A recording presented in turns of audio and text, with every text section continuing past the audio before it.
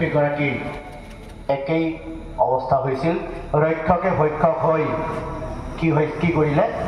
ৰক্ষকে ভক্ষক হৈ গৰাকীক মাৰি পেলালে দুখ লাগে এই সম্পদ আৰু কেতিয়া আমি পাম সেইকাৰণে আমাৰ হৃদয়ত এই মহান শিল্পীগৰাকীৰ যিবিলাক অৱদান আছে সেই অৱদানবিলাক যাতে সদায় বাজি থাকে সদায় অমৰ হৈ থাকে আপোনালোকক কৰজোৰে নিবেদন জনাইছো জয় জুবিন্দা